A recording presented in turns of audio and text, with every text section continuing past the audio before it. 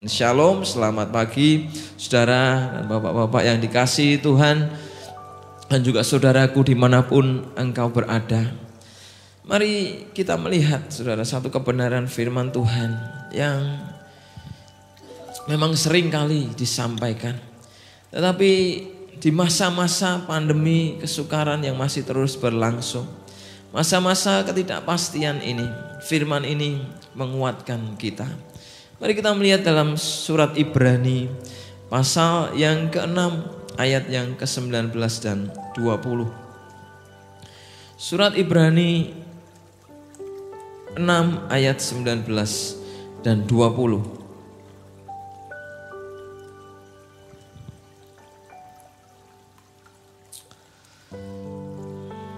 Demikian sabda Tuhan dalam Ibrani 6 ayat 19 dan 20. Pengharapan itu adalah sauh yang kuat dan aman bagi jiwa kita yang telah dilabuhkan sampai ke belakang tabir, di mana Tuhan Yesus telah masuk sebagai perintis bagi kita ketika ia menurut peraturan Melkisedek menjadi imam besar sampai selama-lamanya. Bapak, Ibu dan saudara yang dikasihi Tuhan, di masa-masa yang sulit ini yang tentu belum ada kepastian yang jelas ya.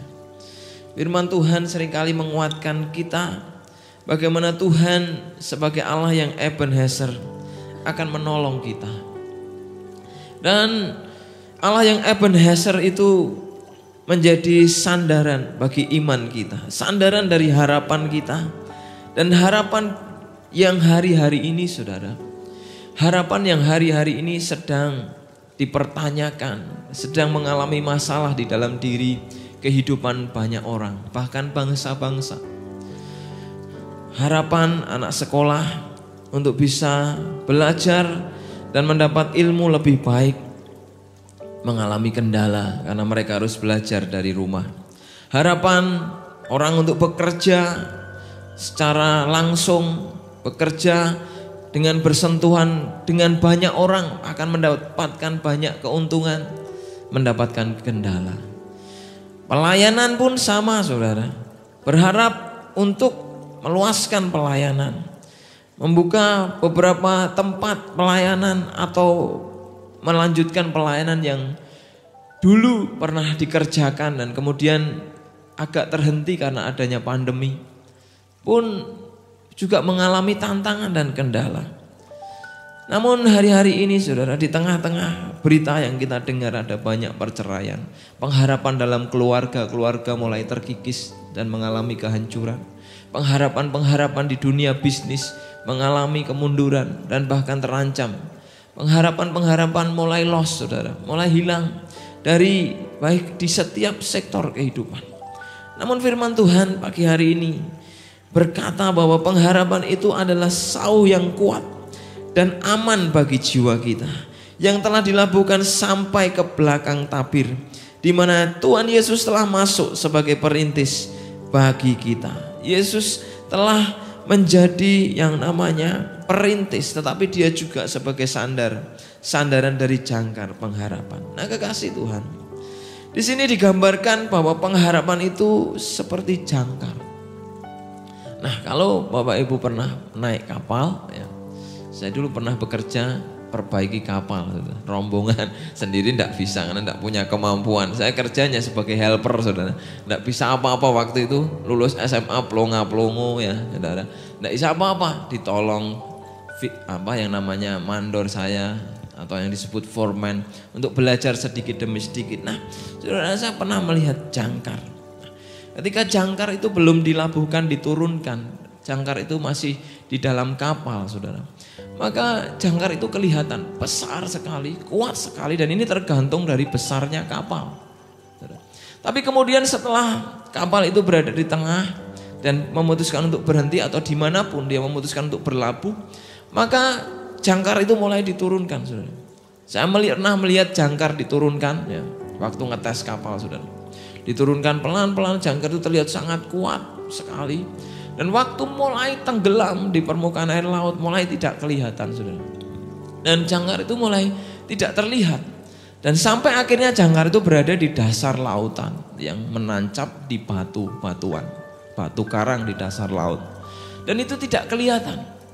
Tapi saudara, yang menjadi tanda bahwa jangkar itu masih kuat, masih ada tersangkut dengan kapal itu adalah rantai atau tali jangkar, saudara.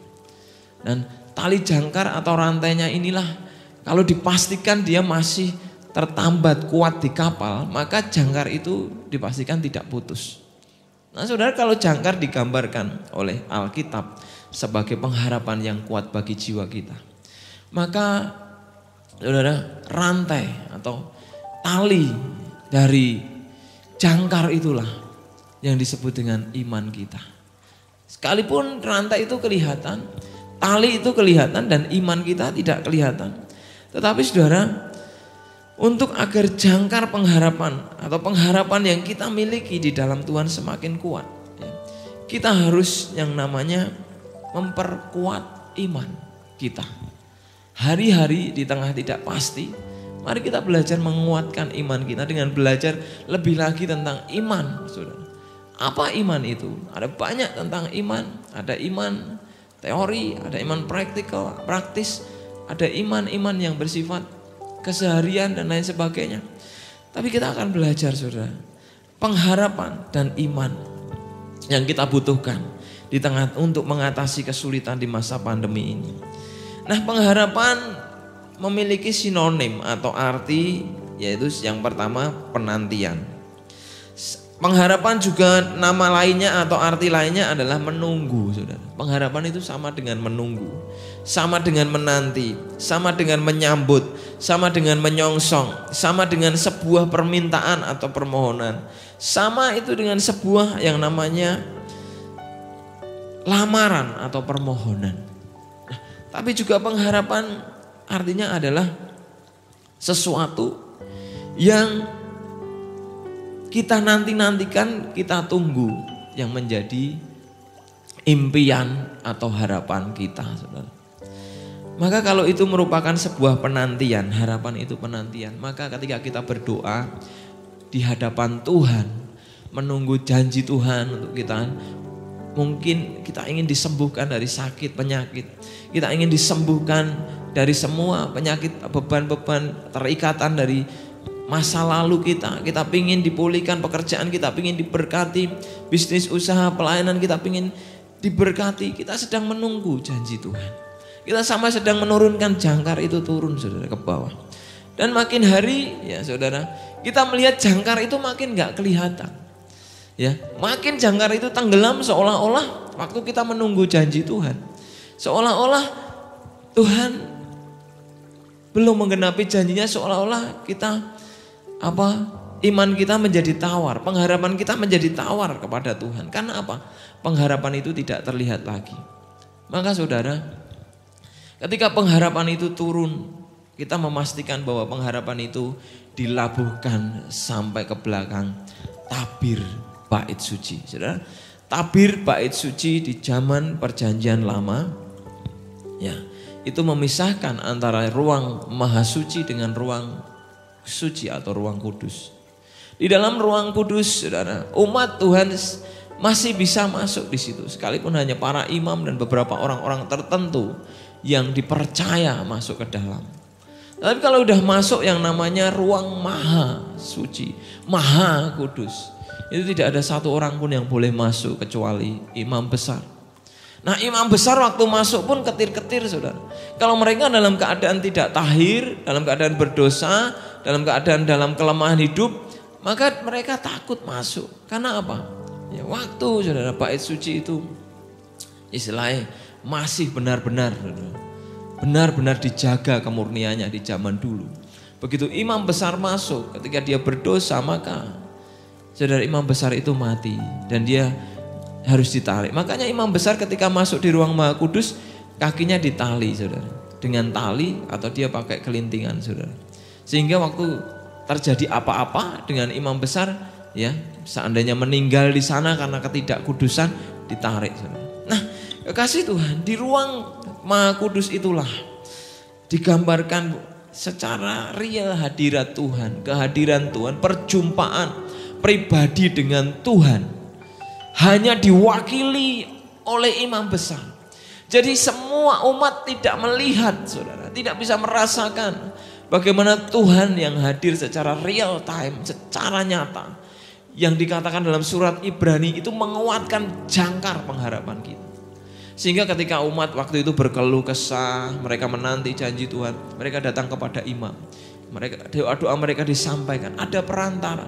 Nah, saudara, puji Tuhan, ada Tuhan Yesus Kristus, Allah yang menjadi manusia. Dia menjadi perantara kita.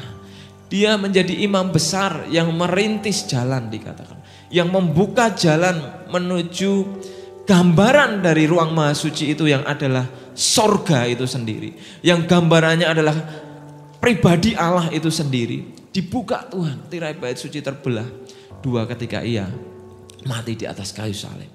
Saudaraku yang dikasih Tuhan, kalau kita membayangkan tirai itu begitu tebal, saudara, tidak mungkin, saudara, kalau hanya angin besar, sebesar apapun, tapi tirai itu bukan hanya tebal, tapi dia lentur. Kalau dia lentur dan tebal, karena dari kulit binatang, ya, lentur dan tebal, saudara, itu dia sulit untuk bisa patah, saudara. Kecuali kalau dia mengeras, ya. Tetapi oleh karena kuasa Tuhan, oleh karena kematian Kristus, saudara, tirai itu terbelah menjadi dua. Dan itu menjadi tanda bahwa akses menuju sorga, menuju jangkar pengharapan yang dilabuhkan tadi, yang ditanam tadi sampai ke belakang tabir, itu benar-benar nyata, benar-benar real. Karena Yesus yang membuatnya, menggenapinya, menyempurnakannya. Nah, kekasih Tuhan, mari pastikan yang pertama, iman kita, saudara, terlabuh atau tertanam kuat, atau jangkar kita nyantol atau gandol Gusti secara permanen dalam hidup kita. Mari kita memiliki iman sebagai kunci pembuka pengharapan bagi hidup kita. Saudara, ada satu ilustrasi, saudara, suatu kali ada pasangan yang menikah. Ya, waktu menikah, kemudian si suami berjanji dan dia memberikan yang namanya rumah di apartemen lantai yang ada 80 lantai, saudara. Dan kemudian setelah mereka menikah, suami istri ini bahagia, senang, gembira, dan dibawalah sang istri menuju apartemen itu, saudara, yang 80 lantai. Pesannya di lantai yang paling tinggi. Nah, kemudian menemui resepsionis dan kemudian mereka berkata, ini saya yang beli apartemen di lantai 80. Dan kemudian akhirnya dikasihlah, saudara, kunci itu. Kunci apartemen lantai 80 itu kepada kedua pasangan ini, saudara. Pasangan yang baru menikah ini dia membawa koper yang cukup banyak, saudara. Kemudian mereka mulai naik. Waktu mereka masuk ke lift, saudara, tiba-tiba liftnya belum bisa berfungsi dengan baik. Mereka mencoba keluar dan menanyakan ke security. Ternyata karena itu apartemen yang baru, maka liftnya belum bisa difungsikan dengan baik. Karena saking senengnya dan terburu-buru, pasangan ini pengen cepet dan sampai apartemen. Nah, singkat cerita, si wanita langsung, udah tidak masalah dengan itu. Ayo kita naik tangga saja, sayang. Kita naik tangga. Kemudian si pria kamu yakin 80 lantai kita mau jalan? Nah, tapi akhirnya mereka sepakat dan mereka mulai naikin tangga demi tangga. Dan mereka menaiki tangga sampailah mereka di tangga yang ke-21, sudah di lantai 21, maaf. Sampai di lantai 21 mereka mulai capek, mereka mulai lelah. Akhirnya istri mulai berkata, kamu sih ngapain beli apartemen di lantai 80? Lantai 2 kan cukup, lantai 5 aja cukup, lantai 10 cukup, ngapa beli lantai 80? Nah, si suami balas, saudara, aku ingin yang terbaik di atas, lebih asik, gitu, lebih in the hoy katanya, saudara. Dan kemudian mereka berdebat, tapi akhirnya mereka memutuskan untuk meredakan pertikaian dan memutuskan untuk meninggalkan barang-barang mereka di lantai 21. Mereka tinggalkan tas mereka yang membuat berat perjalanan mereka, kemudian mereka naik ke atas naik ke atas, mulai sampai di lantai ke-50 mereka tambah capek, mereka tambah bertengkar, mereka tambah istilahnya saling menyalahkan satu dengan yang lain. Mereka kemudian sambil terus jalan dan sampai di lantai ke-60. Saudara, sampai di lantai 60 mereka memutuskan untuk diam. Karena apa? Sudah capek bertengkar dan menjalani lantai demi lantai dengan tidak berbicara. Awalnya ngobrol, sekalipun ngobrolnya kadang saling menyalahkan. Tapi kemudian mereka memilih diam dan sampai di lantai ke-80, saudara. Pada waktu mereka sampai di lantai 80, berdiri di depan pintu apartemen itu, saudara. Kemudian mereka berdua saling memandang, saudara. Saling memandang dan bertanya, kuncinya di mana? Si istri berkata, kamu yang bawa kuncinya. Si suami berkata, kuncinya ketinggalan di dalam tas, ada di lantai 21. Mereka sudah terlalu capek, saudara, untuk turun tangga ke lantai 21 dan mengambil kuncinya. Di usia 80 tahun, di lantai yang ke-80 tahun. Satu gambaran sebuah perjalanan kehidupan, saudara. Ada banyak orang-orang yang gagal di dalam iman, di dalam menggapai janji Tuhan, pengharapannya di dalam Tuhan, karena mereka telah meninggalkan kunci itu tanpa sadar. Di usia mereka yang kesekian, di dalam kehidupan pernikahan mereka yang kesekian. Ada pernikahan-pernikahan yang mulai meninggalkan iman, meninggalkan Tuhan satu demi satu, iman mereka bergugur. Mungkin masih Kristen, mungkin kadang masih ke gereja, tapi hidup yang jauh dari Kristus, dari Roh Kudus, dari Tuhan adalah hidup yang iman yang mati. Kata surat Yakobus, iman yang tanpa ada tindakan, iman yang tidak ada aplikasinya. Saudaraku yang dikasihi Tuhan, mungkin saudara yang di tempat manapun hari ini engkau meninggalkan kunci iman itu. Di usia keberapapun, saya mau berkata, firman Tuhan berkata, masih ada harapan untuk menggapai janji Tuhan dalam hidup saudara. Ambil kembali kunci iman itu, raih kembali iman itu, dan kerjakan sungguh-sungguh iman kepada Kristus di dalam kehidupan kita. Kasih Tuhan, bersyukur ya saudara, iman kita adalah iman yang kuat. Karena iman kita bukan iman yang sembarangan. Iman kepercayaan yang didasarkan kepada Kristus, Yesus, Allah yang menjadi manusia. Allah yang tidak pernah berubah. Kalau kita membaca surat Ibrani ini saudara, di ayat yang sebelumnya dari pasal 6 ini, kita akan menemui seorang yang bernama Abraham. Ya, saudara, ayat 13 berkata, sebab ketika Allah memberikan janjinya kepada Abraham, ia bersumpah demi dirinya sendiri.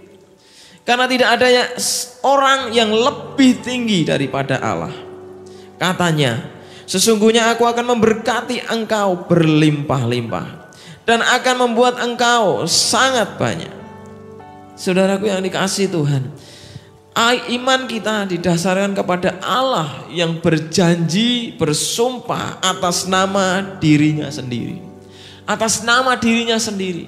Dia bukan hanya berjanji dan bersumpah. Kalau di zaman Abraham dia hanya bersumpah, dia hanya berjanji. Tapi ketika Yesus jadi manusia, Allah jadi manusia, menebus dosa kita, menyelamatkan kita, dia bangkit dan bahkan naik ke surga. Dia bukan hanya bersumpah dan berjanji, tapi dia sudah menggenapi janji dan sumpahnya kepada kita yang percaya. Saudara, apa yang perlu diragukan? Setiap kita melihat masalah, saudara, sama waktu Abraham digiring untuk melihat masalah dalam kehidupannya, Abraham tetap punya iman. Dia punya iman sehingga walaupun dikatakan tidak ada dasar untuk berharap. Iman adalah, saudara, surat Ibrani 11 menerjemahkan iman adalah dasar dari segala sesuatu yang kita harapkan dan bukti dari segala sesuatu yang tidak kita lihat. Dasar yang kita harapkan dan bukti dari segala sesuatu yang tidak kita lihat. Yang kita harapkan dasarnya itu iman, Bapak Saudara. Iman menjadi dasar harapan kita. Dan ketika Abraham, saudara, tidak melihat lagi, saudara, dikatakan dia sudah mati pucuk. Umurnya sudah 99 tahun. Dia sudah menunggu janji itu hampir 25 tahun. menunggu janji Tuhan 25 tahun itu tidak mudah, saudara. Ya. Tetapi saudara, janji itu digenapi Tuhan. Iman Abraham menjadi iman yang hidup. Iman yang dia aktualkan, dia kerjakan dengan sungguh-sungguh di dalam Tuhan. Karena dia percaya bahwa imannya didasari bahwa janji Allah, bahwa Tuhan tidak pernah berdusta. Dia tidak mungkin berdusta karena dia selalu pegang janjinya. Oleh karena itu saudara, mari sekali lagi kita kembali mengingat iman kita. Ada tali, ada rantai yang sedang kita pegang. Pegang kuat rantainya supaya rantainya jangan lepas dan jatuh ke laut. Maka jangkar sekaligus rantainya itu tidak akan pernah tertambat pada kapal. Dan kapal itu tidak akan pernah bisa berlabuh secara kekal, secara permanen. Karena sudah putus tali imannya. Jangkar berhubungan kuat dengan tali. Dan pengharapan terkait kuat dengan iman kita. Mari makin sungguh-sungguh saudara iman kita. Di tengah pandemi kita makin kuat. Saya saudara melihat satu contoh yang lain selain Abraham. Saudara, ada seorang wanita dalam perjanjian lama. Ini namanya Hana, saudara. Sering kita mendengar Ibu Hana. Bagaimana dia dikasihi Tuhan. Saudara. Satu realita yang kontras dalam hidupnya. Bertentangan sekali. Mari kita lihat dalam 1 Samuel pasal yang pertama mulai ayat ke-4. Firman Tuhan mengatakan pada hari Elkana mempersembahkan korban. Diberikannya kepada Penina istrinya dan kepada semua anaknya yang laki-laki dan perempuan masing-masing sebagian. Ayat 5 berkata, meskipun ia mengasihi Hana, ia memberikan kepada Hana hanya satu bagian sebab Tuhan telah menutup kandungannya. Tetapi madunya selalu menyakiti hatinya supaya ia gusar karena Tuhan telah menutup kandungannya. Saudaraku yang dikasihi Tuhan, dikatakan saudaraku, meskipun ia mengasihi Hana, Elkana sebagai seorang suami, saudara, sekalipun tidak sempurna karena dia mencari istri lagi, saudara, ya, menjadi sebuah kenyataan realita. Dan kemudian Hana, saudara, menjadi terpinggirkan. Sekalipun Elkana mengasihi Hana, dia juga memberikan bagian Hana. Tetapi Hana, saudara, tetap saja dia mengalami sedih. Karena apa? Kondisi keadaan Hana waktu itu, madunya yang bernama Penina selalu membuat dia gusar, selalu membuat dia tawar hati. Gusar itu tawar hati, saudara. Ketika seseorang berada di dalam kegusaran dan tawar hati, maka firman Tuhan katakan, kecillah kekuatan. Ketika kita membuat seseorang tawar hati, maka kita mengecilkan, saudara, kekuatan orang itu. Ketika kita membuat tawar hati, hati anak-anak kita, hati suami kita, hati istri kita, hati siapapun yang ada di sekitar kita, mungkin anak buah kita dalam pekerjaan, dalam bisnis, dalam usaha, maka itu akan membuat kecil kekuatan kita. Nah saudara, itulah yang mengecilkan harapan orang.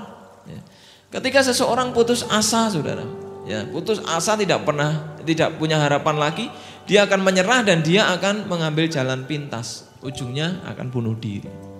Saudara, kalau Bapak Ibu Saudara pernah, saudara, berada di ujung, saudara, bersentuhan dengan namanya yang putus asa, hidup dalam keputusasaan di tingkat batas akhir dan hampir memutuskan bunuh diri karena tidak ada harapan, itu akan sangat menyakitkan, menyedihkan. Hidup menjadi kosong sekali, saudara, tanpa harapan, tanpa masa depan. Setiap hari yang dilihat Hana, saudara, setiap itu, dan pengharapannya meluntur, saudara. Tetapi saudara, Hana tetap tahu bagaimana dia menguatkan harapannya, saudara. Dengan cara apa, saudara? Dia berdoa. Dia berdoa. Tidak mungkin dia mengandalkan suaminya. Tidak mungkin dia mengandalkan siapapun.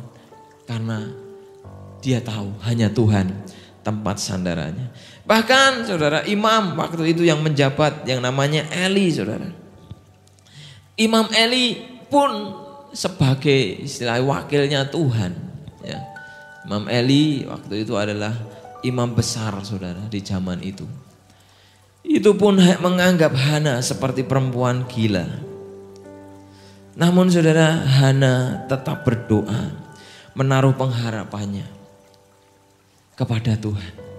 Saudara, selain kita harus menjaga iman kita, mari kita yang namanya berserah kepada Tuhan. Berserah kepada Tuhan. Seperti Hana berserah. Saudara, berserah memiliki arti bahwa dalam bahasa Inggris itu surrender, yang artinya mempercayakan diri dan nasib atau keadaan kita sepenuhnya kepada Tuhan. Ya. Berserah ya dan pasrah satu hal yang berbeda. Tetapi di waktu tertentu bisa dimaknai sama. Sekalipun secara keseluruhan maknanya berbeda. Tuhan ingin kita berserah. Artinya menyerahkan, mempercayakan diri dan nasib kita sepenuhnya kepada Tuhan. Kalau hari ini belum baik, kalau hari ini keadaan masih sama, mari tetap kita percayakan bahwa semua rancangan Tuhan baik dan sempurna atas hidup kita. Nah, waktu kita berserah itu kita dibutuhkan yang namanya ketika kita memasuki yang namanya ruang tunggu atau menanti janji Tuhan. Enak kalau kita berdoa, saudara, terus langsung dikabulkan Tuhan. Ruang tunggunya selesai, kayak gambarannya kita menanti seseorang, tiba-tiba orang itu langsung datang jelek gitu kan. Wah, senang, langsung ketemu. Atau menanti waktu orang pacaran, saudara, yang masih pacaran. Ya, di sini nggak ada ya. Sudah pacaran sudah semua sudah lolos sensor. Nah, tapi saudara, orang menunggu itu bisa lama, ya. Waktu kita menunggu, zaman dulu nggak ada HP, hanya aja surat, saudara. Lama, ya. Seperti gambar kayak Pak Gembala bisa lama, saudara. Bisa tanpa kepastian. Tapi yang namanya menunggu, saudara, ya jelas, saudara. Lama itu pasti membosankan. Di tengah kebosanan itu banyak orang mengambil pilihan yang lain. Ada yang mengambil jalan pintas, ada yang mulai mengundurkan diri dari iman, ada yang mulai dia, saudara, memutuskan hal ini dan itu sehingga tidak ada di dalam ruang penantian, ruang tunggu yang tepat. Nah, kekasih Tuhan, menunggu memang hal yang membosankan. Tapi mari kita belajar menunggu atau berserah dengan cara kita berdoa terus di hadapan Tuhan. Kita membaca firman, melakukan firman. Zaman sekarang kalau kita menunggu enak, saudara, ada HP gitu. Ada WhatsApp ya. Nanti suwemen teko-teko.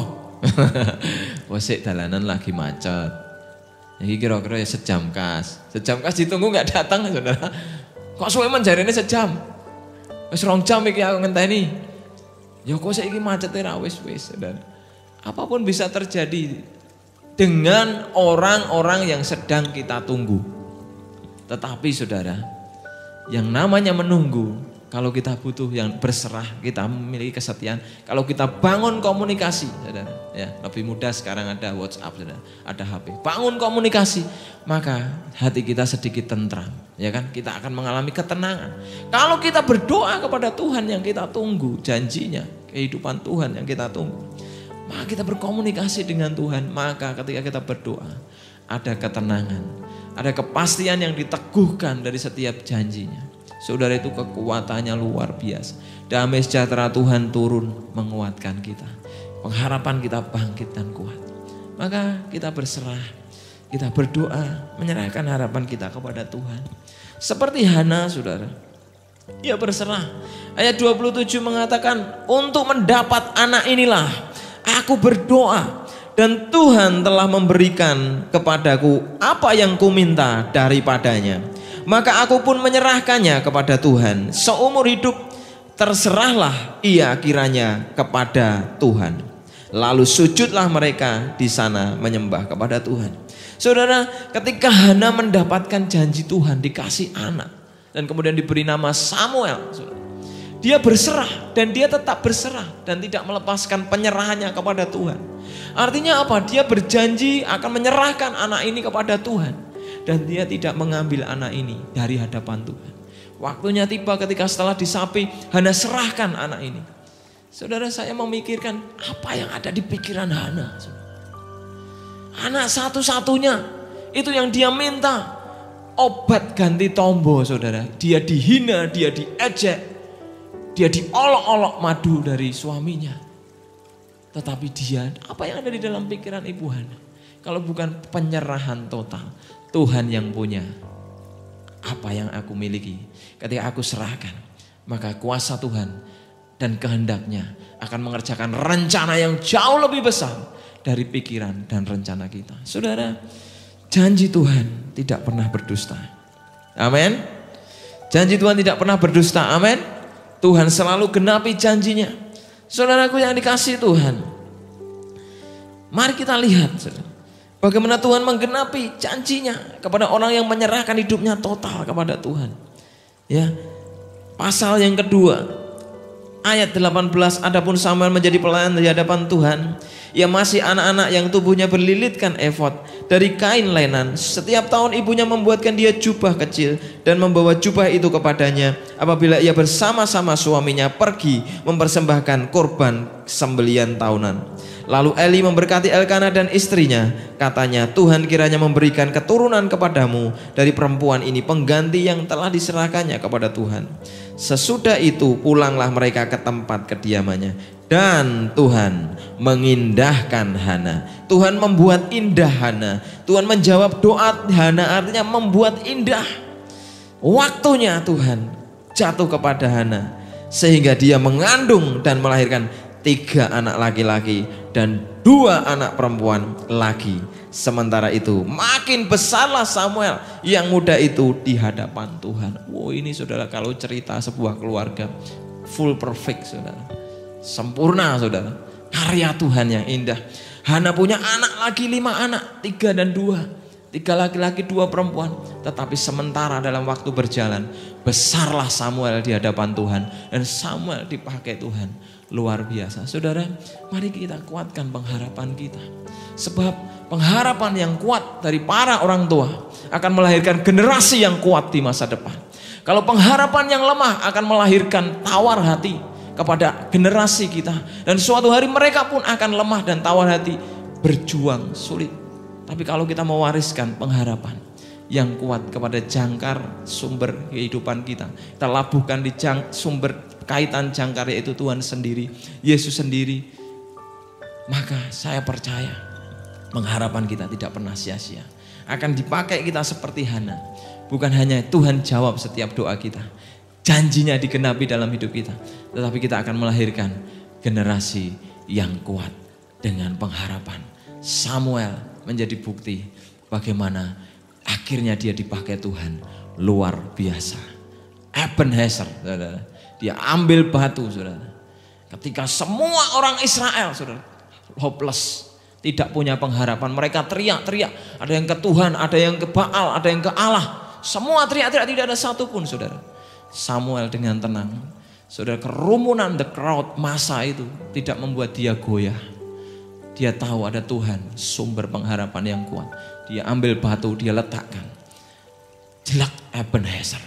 Sampai di sini Tuhan menolong kita. Saudara, akhirnya semuanya masalah pada bangsa itu diatasi oleh Tuhan, karena ada seorang yang kuat dalam pengharapan kepada Tuhan, punya iman yang kuat. Mari di tengah-tengah pandemi ini bangkitkan iman saudara, bangkitkan pengharapan kita.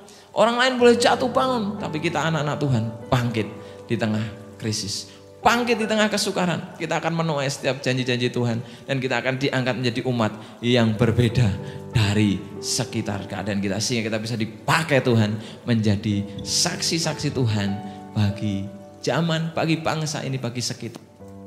Kiranya Tuhan memberkati kita semua.